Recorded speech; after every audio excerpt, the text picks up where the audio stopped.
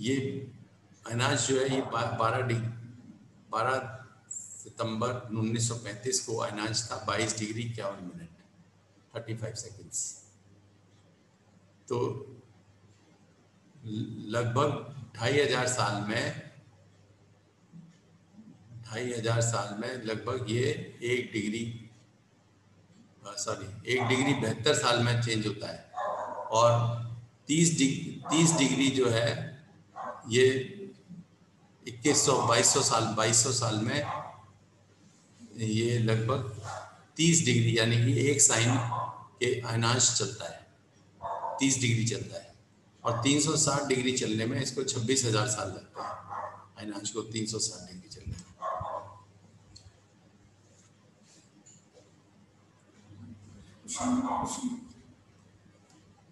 अब ये देखिए प्लेनेट की डिग्रीज हैं।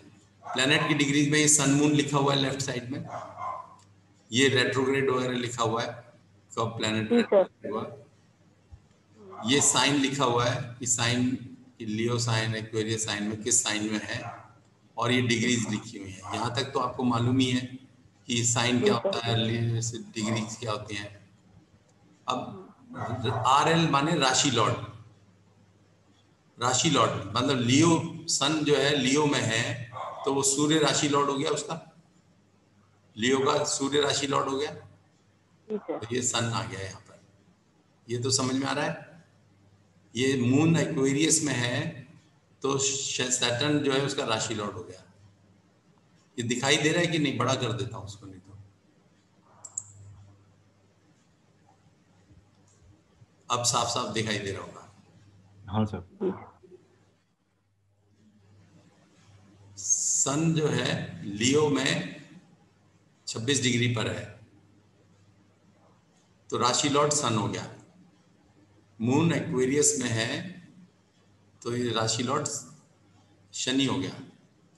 मंगल स्कॉर्पियो में है तो राशि लॉर्ड मंगल हो गया, लाइक दैट। तो ये आप सारा कैलकुलेशन कर सकते हैं। यहाँ पर ये डिग्रीज दी हुई हैं, प्लैनेट डिग्रीज, और ये हमने राशि लॉर्ड निकाल लिए। अब नक्षत्र लॉर्ड, नक्षत्र निकालना आता है क्या आपको? कि अगर लियो 26 डिग्री है तो क्या नक्षत्र होगा या किसका नक्षत्र होगा, ये निकाल सकते हैं क्या? केतु की अगर मेष में, जैसे ये यूरेनस है, यूरेनस एरीज 12 डिग्री लिखा हुआ है,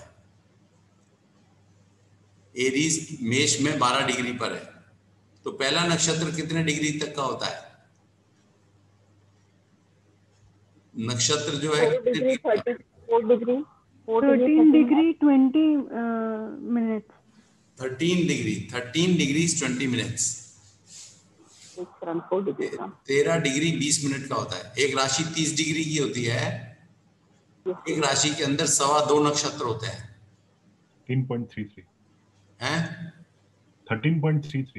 13.33 डिग्री या 13 डिग्री 20 मिनट्स, ठीक है। तो एरीज के 12 डिग्री में कौन सा नक्षत्र होगा? अश्विनी नक्षत्र होगा ना, पहला नक्षत्र होगा अश्विनी। हाँ, पहला नक्षत्र अश्विनी, वो उसका लॉर्ड कौन होता है? अश्विनी किसका नक्षत्र लॉर्ड क्या है अश्विनी का? केतु। वो केतु यहाँ पे लिख दिया, NL लिखा ना, नक्षत्र लॉर्ड ये लिख दिया, ठीक है। ये वाला पॉइंट समझ में आया? यूरेनस का एरीज 12, 14, 51, 13 डिग्री 20 मिनट तक ये केतु का नक्षत्र रहेगा, पहला नक्षत्र केतु। हाँ आ गया सर, समझ में आ गया? जी सर। ओके। अब सर वैसे ये तो लिखा हुआ मिल जाता है ना, जैसे कि हम लोग सॉफ्टवेयर वगैरह यूज करते हैं तो आ जाता है, ये तो जाता है, लेकिन थोड़ा तो आपको समझना पड़ेगा ना। जो हम यहाँ केपी पढ़ने वाले हैं, केपी में हम नक्षत्र लॉर्ड को इस्तेमाल बहुत, केपी में जो सबसे बड़ा डिफरेंस है वो ये है कि सबसे ज्यादा असर जो पड़ता है ना वो नक्षत्र का पड़ता है जी सर, और सब लॉर्ड का पड़ता है। ये तो नक्षत्र लॉर्ड, नक्षत्र क्या है, नक्षत्र लॉर्ड क्या है, सब लॉर्ड क्या है, सारे दिन सारे हर वक्त हम यही बात करेंगे। तो ये तो मालूम होना चाहिए ना कि नक्षत्र लॉर्ड निकालते कैसे हैं, जी सर। जी है सर। ना। इसलिए इसकी बहुत अहमियत है, ज्यादा अहमियत है इसकी। इसमें हम वैदिक में तो इतनी नहीं है इंपॉर्टेंस, लेकिन यहाँ पर केपी तो सारा बेस्ड ही नक्षत्र बेस्ड है। इसको इसीलिए नक्षत्र की ये इसको कहते ही, केपी को कहते ही ये है कि ये नक्षत्र बेस्ड एस्ट्रोलॉजी है। जी सर।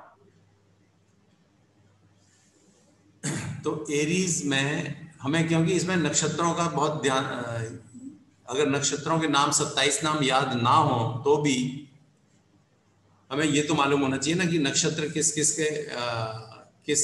किस के नक्षत्र होते हैं। हाँ सर। जरा आगे ये कोई लॉर्ड बताएं कि नक्षत्रों का ऑर्डर क्या होता है, उसके लॉर्डशिप का ऑर्डर क्या होता है।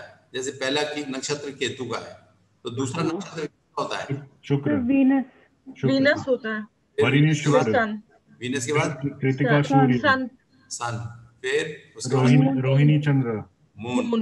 मंगल। फिर Mars, Mangal. Mars. Rahu, Mars Rahu Rahu. Guru Guru Shani Jupiter Guru and Shani. Shani, Budh. Budh. ठीक है, बस लास्ट हो गया, 9 हो गए। 9 में कितने साइन पूरे हो जाते हैं, 4 साइन। 4 साइन। 4 साइन, एक साइकिल पूरी हो जाती है ना 9 नक्षत्रों में, 4 साइन पूरे हो जाते हैं। 1 2 3 4 हाँ, एरीज टू कैंसर। फिर हाँ, फिर सिंह से दोबारा शुरू हो जाता है केतु, दोबारा से केतु का नक्षत्र शुरू हो जाता है। ठीक है, तो यहाँ जैसे 26 डिग्री 4 मिनट लिखा हुआ है, सिंह, सूर्य जो है सिंह में 26 डिग्री 4 मिनट पर है। तो ये यानी कि 26:40 तक दूसरा नक्षत्र होगा, 13:20 तक पहला नक्षत्र, और वरिणी में। 26:40 तक दूसरा नक्षत्र। दूसरा नक्षत्र सिंह में किसका होगा, वरिणी। शुक्र का, शुक्र का। है ना। तो वीनस। शुक्र का नक्षत्र है तो 26:40 तक, तो इसीलिए ये शुक्र नक्षत्र लौट गया, हो गया शुक्र हो गया। ठीक है, तो इसी तरह से हमने ये सभी के ग्रह के नक्षत्र लॉर्ड लिखे हुए हैं यहाँ पर। एक्वेरियस का भी देख लेते हैं, एक और एग्जांपल ले लेते हैं। एक्वेरियस में 23 डिग्री 17 मिनट पर है ये, इसमें गुरु इसका नक्षत्र लॉर्ड लिखा हुआ है। ये कैसे आया, देखिए ये फिर पूर्व भद्रा में आएगा ये। सेगिटेरियस से दोबारा तीसरी साइकिल शुरू होगी धनु राशि से, 1 से 4 तक हमारे एक 9 नक्षत्र हो गए। 5 से 8 तक जो है वो 9 नक्षत्र हो गए। फिर 9वीं राशि से लेके और 12वीं राशि तक अगले 9 नक्षत्र होंगे। ठीक है, गुरु। इसके लिए नहीं तो मैं आपको एक टेबल, आपको टेबल नक्षत्रों की टेबल आपको दिखा देता हूं कोई। ये सब पूर्व भद्रा में होगा ना, पूर्व भद्रा में आएगा ना ये दूसरा वाला। हाँ, तो ये यस। इसको देखिए, हमारा धनु, धनु में शुरू हुआ ना, धनु से, धनु में पहला नक्षत्र हो जाएगा वीनस का।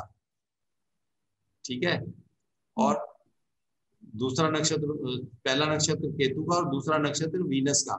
जी। 2 नक्षत्र तो उसमें हो गए, फिर चौथाई नक्षत्र और हो गया धनु में। सूर्य मकर का। में 3 पद उसके हो गए, तीसरे नक्षत्र का। तीसरा नक्षत्र किसका है, सूर्य का। सूर्य का। तो सूर्य का पूरा नक्षत्र हो गया। फिर उसके बाद चौथा नक्षत्र आएगा मकर में चंद्रमा का, वो भी पूरा हो गया। 5वां नक्षत्र शुरू होगा मंगल का। मंगल। मंगल के 2 चरण आ जाएंगे, 2 चरण आ जाएंगे, और 2 चरण कुंभ में कुंभ में। 2 चरण का मतलब 6 डिग्री 40 मिनट। ठीक, तो उसके बाद अगला जो राहु का नक्षत्र होगा, राहु का नक्षत्र छठा नक्षत्र होगा, वो 20 डिग्री तक जाएगा, 6:40 से 20 तक। और उसके बाद गुरु। फिर जो अगले 13 डिग्री जो है वो गुरु का नक्षत्र होगा। तो ये गुरु का नक्षत्र आ गया।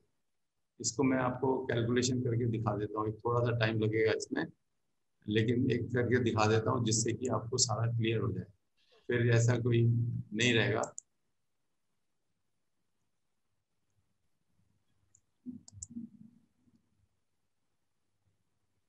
देखिए, केतु का नक्षत्र जो है वो सेगिटेरियस में 0 डिग्री से 13 डिग्री 20 मिनट तक, 13-20 तक।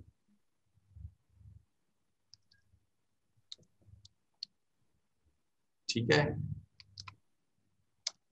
फिर वीनस का नक्षत्र हो गया सेगिटेरियस में 13-20 से 26-40 सेगिटेरियस के 26-40 तक।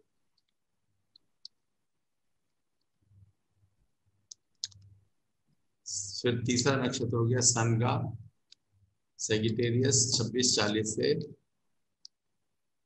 कहाँ तक होगा बोलिए? कैप्रिकॉर्न मकर में कितने डिग्री तक होगा? 10 डिग्री तक। 26-40 3-20 यहाँ हो गया और 10 डिग्री यहाँ पे कैप्रिकॉर्न में। ठीक है। फिर मून जो है कैप्रिकॉर्न 10 से शुरू होगा,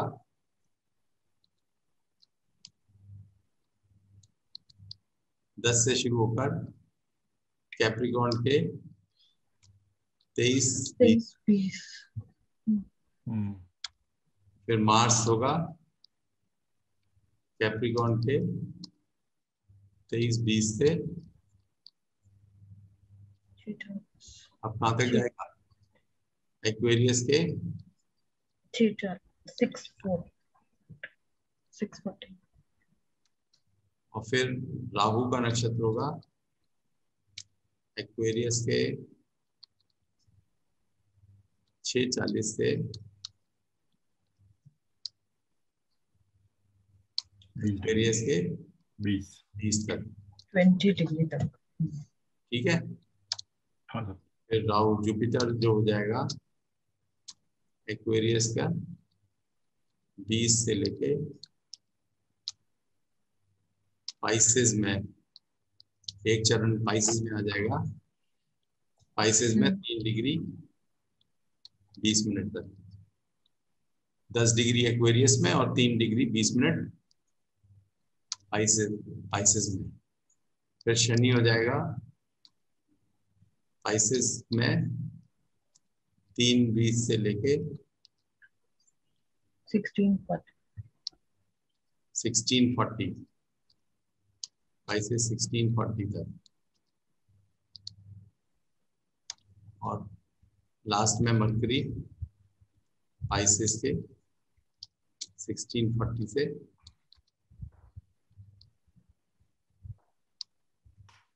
पाइसेस के 30 डिग्री तक।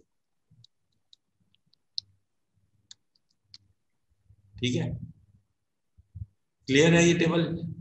तो इस टेबल के हिसाब से एक्वेरियस में ये शनि जो है जुपिटर एक्वेरियस 23 डिग्री जो है यहाँ पर आ गया, तो ये जुपिटर के नक्षत्र में आ। ठीक है। और हम इसी तरह से देख सकते हैं ये एक्वेरियस सैटर्न भी एक्वेरियस 13 डिग्री 2 मिनट पर है। एक्वेरियस 13:02 कहाँ पर आया? एक्वेरियस राहु के नक्षत्र। राहु के नक्षत्र। ठीक है, तो ये राहु का नक्षत्र आ गया। और सेगिटेरियस 27-28 है ये राहु, सॉरी राहु जो है सेगिटेरियस 27-28 पर है, तो 27-28 जो है वो यहाँ पर आ गया 40 के बाद सन के नक्षत्र। तो राहु इज इन द नक्षत्र ऑफ सन। ठीक है, ये इस तरह से टेबल बनाई है, सिंपल है ये। आप अपने पास टेबल बना के रखेंगे तो इसमें से बस देख के इसे मार्क कर सकते हैं।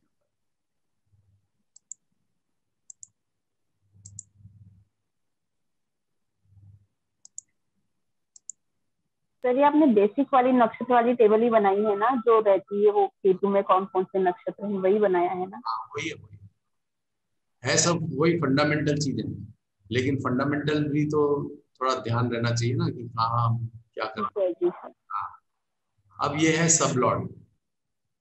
सब लॉर्ड निकाला है इसमें। सब लॉर्ड क्या चीज होती है? सब लॉर्ड कोई बता सकते हैं कि क्या होता है सब लॉर्ड? आपने अंतरदशा तो सुना होगा। महादशा, महादशा क्या होती है? जो नक्षत्र होता है, जिसका नक्षत्र होता है उसी की महादशा होती है। उसमें चंद्रमा की डिग्री ले लेते हैं। तो चंद्रमा जैसे चंद्रमा एक्वेरियस में है तो गुरु के नक्षत्र, तो गुरु का ही बैलेंस होगा उसमें। यहाँ पे विंशोत्तरी दशा दिखाई भी दे रही है। गुरु का बैलेंस 12 साल 2 महीने 6 दिन, तो गुरु का बैलेंस हो गया। ठीक है, तो नक्षत्र जो है वो ही हमें, चंद्रमा का जो नक्षत्र है वो हमें बताता है कि विंशोत्तरी दशा किसकी होगी। इस प्रकार से आगे हम उसका सब लॉर्ड जो होता है, ये अंतरदशाएं जो आती है, मून है, जैसे मून की 10 साल की दशा है। मून के अंदर मून जो है सब लॉर्ड, सब दशा हो गई ना, सब पीरियड कहते हैं ना, सब पीरियड ऑफ मून, सब पीरियड ऑफ मार्स, सब पीरियड ऑफ राहु, ये सब पीरियड्स हैं, ये इतने इतने पीरियड के। तो और ये आगे सब पीरियड्स हैं। मून राहु के अंदर, मून राहु है, जुपिटर। सर ये पहले तो एक महादशा आती है, तो वो जो प्लेनेट होता है उसकी महादशा आई, फिर उसके अंदर एक विषमतरी दशा, तो वो सब वाला कौन सा हुआ? विषमतरी के अंदर भी एक जो होती है वो हुआ सब। हाँ, जो उस महादशा के अंदर जो अंतरदशाएं होती हैं उसी को सब पीरियड कहते हैं। और अंतर के बाद प्रत्यंतर दशाएं होती हैं, उसी को सब पीरियड कहते हैं। तो ये जो है ना, ये डिग्री जो है, ये नक्षत्र पड़ गया और उसका ये सब हो गया, ये सब हो गया। मतलब कि वीनस की दशा थी। अगर हम सूर्य को चंद्रमा की डिग्री मान लें, तो उससे जब निकालेंगे तो वीनस की तो महादशा आएगी, केतु की सब पीरियड आएगा, और सब पीरियड सन का आएगा। उस वक्त जिस वक्त ये डिग्री थी एट डेट ऑफ बर्थ। यहाँ पर भी अगर जब चंद्रमा को देखें तो गुरु की महादशा थी, शनि की अंतरदशा थी, मंगल की प्रत्यंतर दशा थी at the time of birth. Clear. ठीक है, तो नक्षत्र लॉर्ड हो गया महादशा, एसबी हो गया अंतरदशा, और एसएस हो गया प्रत्यंतर दशा। हाँ, इसको सब लॉर्ड भी बोल देते हैं। ये सब लॉर्ड, एसएस जो है सब लॉर्ड। किसी भी डिग्री का हम नक्षत्र लॉर्ड निकाल सकते हैं, राशि लॉर्ड निकाल सकते हैं, नक्षत्र लॉर्ड निकाल सकते हैं, सब लॉर्ड निकाल सकते हैं, और सब लॉर्ड। और आगे भी जाना है तो और आगे भी जा सकते हैं, सब लॉर्ड भी निकाल सकते हैं, और उससे आगे भी निकाल सकते हैं, वो बात। लेकिन हम अपनी पढ़ाई में सब की यूज नहीं करेंगे, सब का यूज नहीं करेंगे, हम सब लॉर्ड तक करेंगे। सब लॉर्ड, तो सब लॉर्ड क्या है? वो अंतरदशा प्रत्यंतर दशा है। लेकिन अभी हम इसको निकालना और सीखेंगे, इसको सब लॉर्ड कैसे निकालेंगे। ठीक है, ये सब लॉर्ड हो गया। यहाँ पे ये हाउसेस की डिग्रीज हैं। हाउसेस की डिग्रीज निकालने में थोड़ा सा इसमें अंतर है। हाउसेस की डिग्रीज निकालने में हम जो वैदिक सिस्टम में क्या करते हैं कि हम पहला घर निकाल लेते हैं, लगन की डिग्री निकालते हैं, 10th हाउस की डिग्री निकालते हैं, और 10th हाउस में से फर्स्ट हाउस की डिग्री घटाकर उसे 6 से भाग कर देते हैं, और उसको फिर हम जोड़ते जाते हैं। तो 10th हाउस आ जाता है। 10th हाउस का फिर जो 10th हाउस आता है वो 10th हाउस का मध्य होता है। फिर उसमें 10th हाउस मध्य में हम जोड़ देते हैं, तो वो 10th हाउस का एंड हो जाता है। फिर 10th हाउस के एंड में हम जोड़ देते हैं, तो 10th हाउस का वो 11th हाउस का मध्य आ जाता है, फिर 11th हाउस का एंड आ जाता है। इस तरह से हम करते जाते हैं। और लगन को हम फर्स्ट हाउस का मध्य मानते हैं। ये सबसे बड़ा डिफरेंस है कि हम जो है वैदिक सिस्टम के अंदर लगन को फर्स्ट हाउस का मध्य मानते हैं, और 10th हाउस को 10th हाउस का मध्य मानते हैं। लेकिन केपी के अंदर इसको बिगिनिंग ऑफ द हाउस माना जाता है, बिगिनिंग ऑफ द हाउस।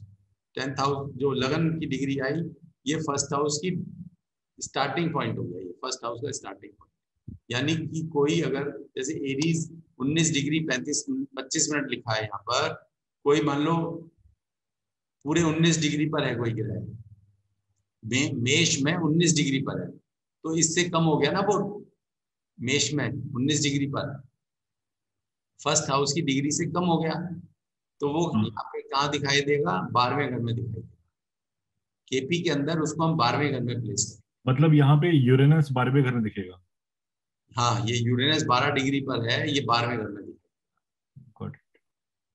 और जबकि वैदिक कुंडली में ये लगन में दिखेगा, वैदिक कुंडली में लगन दिखेगा, राइट। हाँ, ये बेसिक फंडामेंटल डिफरेंस है इसके। बट ये 19 डिग्री डिराइव कैसे करेंगे, ये थोड़ा सा एक बार फिर से बता दीजिएगा सर। 19 डिग्री 25 मिनट कैसे डिराइव करेंगे? हाँ, जस्ट ये जो केपी की किताब भेजी है ना, इसमें पहला चैप्टर जो है ना, वो उसमें यही दिया हुआ है कि how to calculate the degree of लगन।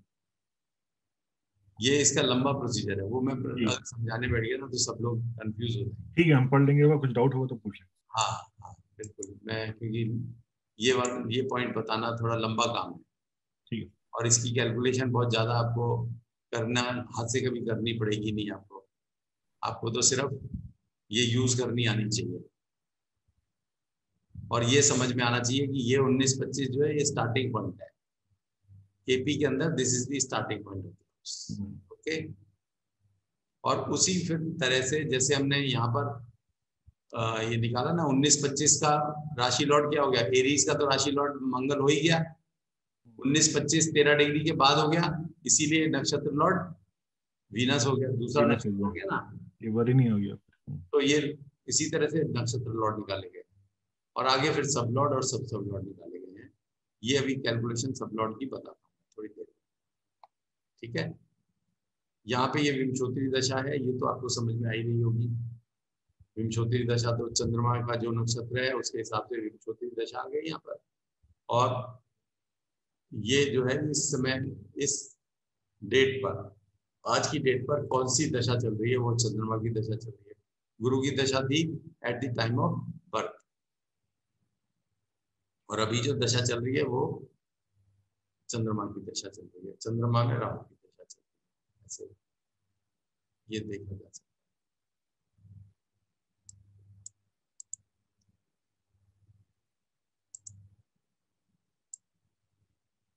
फिर इसके बाद इसमें जो नई चीजें जो आपको देखने को मिलेगी इस टेबल के अंदर, ये पहले मैं छोटा कर देता हूँ। देखिए, ये प्लैनेट डिग्रीज हो गई, ये हाउस डिग्रीज हो गई, फिर ये है सिग्निफिकेटर ऑफ हाउसेस। सर एक बार जूम कर दीजिएगा थोड़ा। अभी कर देता हूँ मैं, पहले थोड़ा सा पूरा ग्रुप देख लीजिए ना, पूरा दिखाई दे जाए, फिर मैं इसे बड़ा कर दूंगा। ये सिग्निफिकेटर ऑफ हाउसेस है, यानी कि इस किसी भी घर के कौन कौन प्लैनेट ऐसे हैं जो कि उसको दर्शा रहे हैं।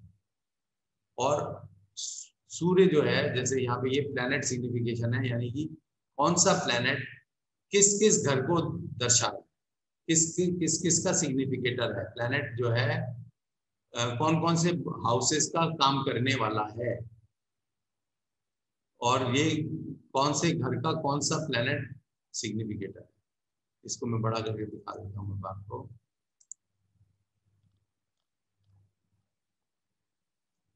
इसको हटा देता हूँ।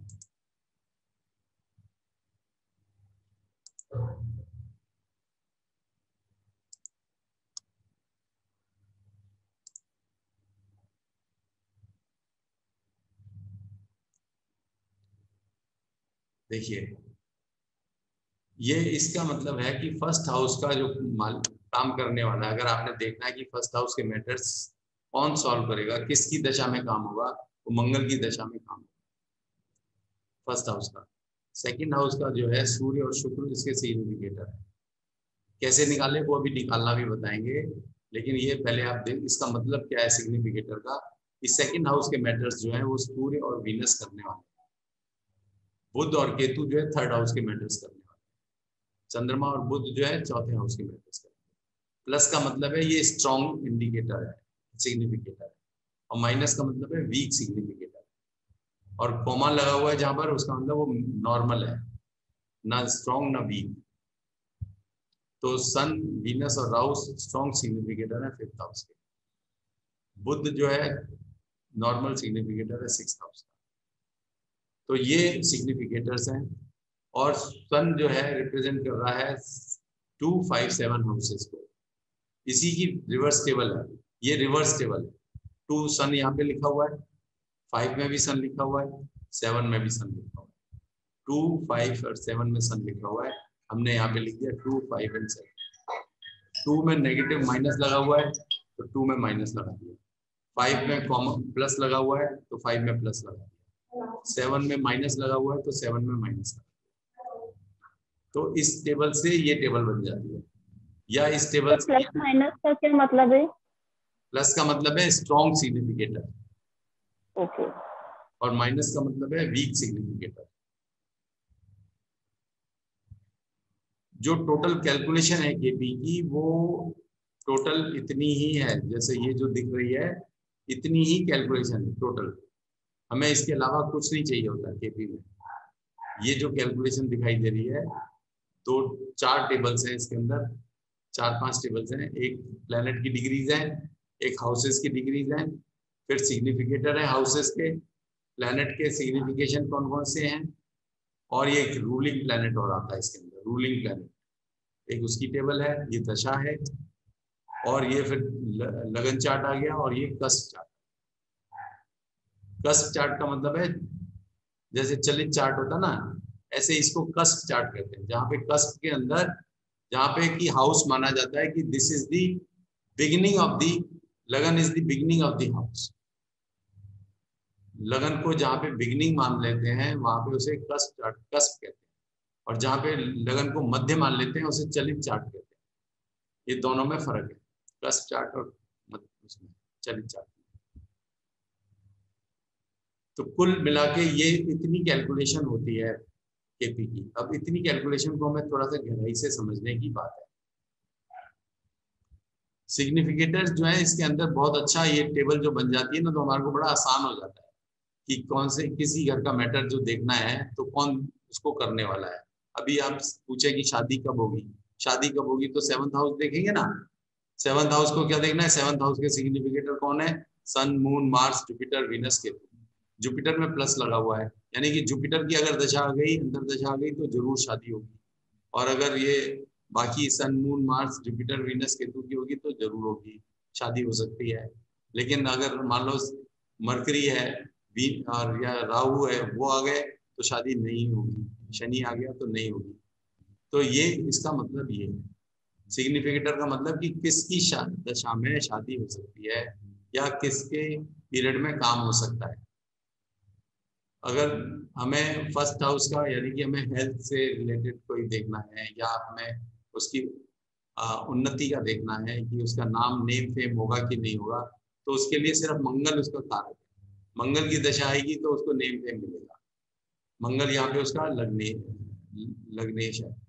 लग्नेश है, तो इसलिए मंगल की दशा में उसको नेम फेम मिलेगा।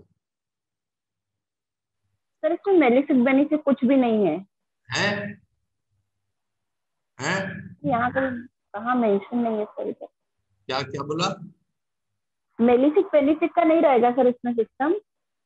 मेलिफिक बेनिफिट, हाँ वो आएगा मेलिफिक बेनिफिट आएगा।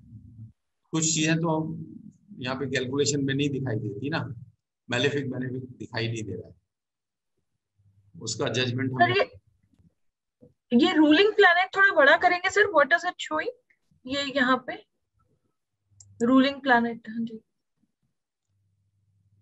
रूलिंग प्लान तो बताऊंगा मैं आपको, रूलिंग अच्छा क्या होते हैं। ओके सर एक तरफ से नहीं, नेचुरल मेलिफिक बेनिफिट की बात नहीं कर रहे हैं। जैसे यहाँ पे सन 7 माइनस है, तो मतलब sun in 7th house is a weak signification, तो वो वहाँ पे मेलिफिक हो गया। हाउस को वीकली सिग्निफाई कर रहा है, तो वहाँ उसके पॉइंट ऑफ व्यू से हाउस उसको के मेलिफिक रिजल्ट्स, बोल सकते हैं। सन की दशा आई तो वो सबसे ज्यादा रिजल्ट्स देगा तो 5th हाउस के देगा। राइट, प्लस लगा हुआ है ना, और 7th हाउस का वो हो सकता है कि मैरिज रिलेटेड इश्यूज आ जाए। मतलब वो भी करेगा, वो भी उसके लिए भी काम करने वाला सन है, लेकिन सन के अलावा और भी प्लैनेट्स हैं ना यहाँ पे 7th हाउस के कारक तो कई सारे हैं। तो जुपिटर जो है इसका सबसे ज्यादा काम करेगा। जब जुपिटर की दशा आएगी तो 7th हाउस के सबसे ज्यादा रिजल्ट आएंगे। ओके।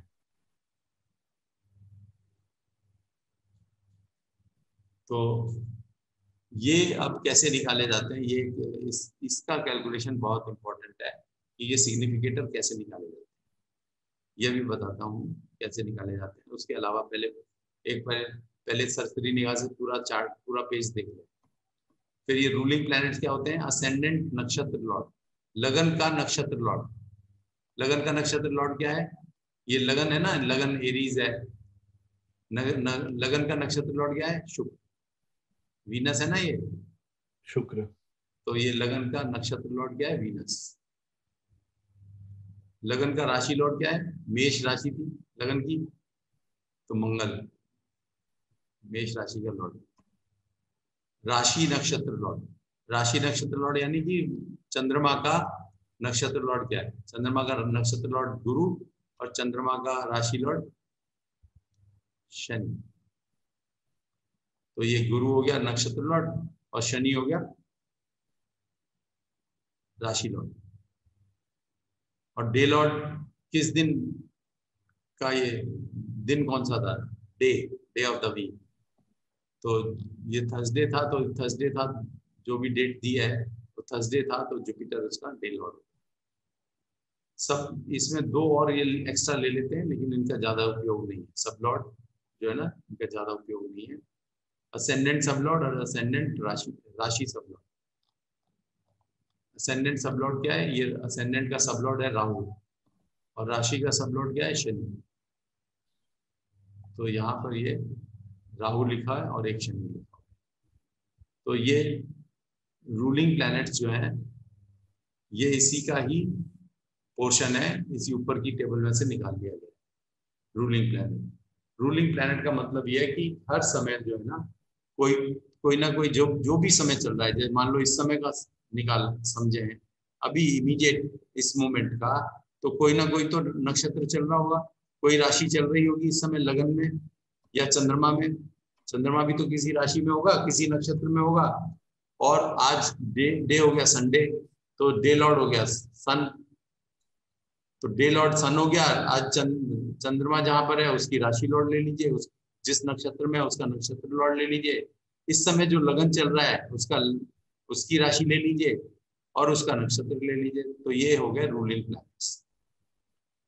आप कभी भी कोई प्रश्न पूछते हैं, सबसे बड़ा इसका वो है पर्पस क्या है रूलिंग प्लैनेट का, कि जब भी आप कोई प्रश्न पूछते हैं तो वो प्रश्न जब कब फ्रक्टिफाई होगा, कब होगा इसका एग्जीक्यूशन, वो तब होगा जब ये रूलिंग प्लैनेट्स दोबारा आ जाएंगे।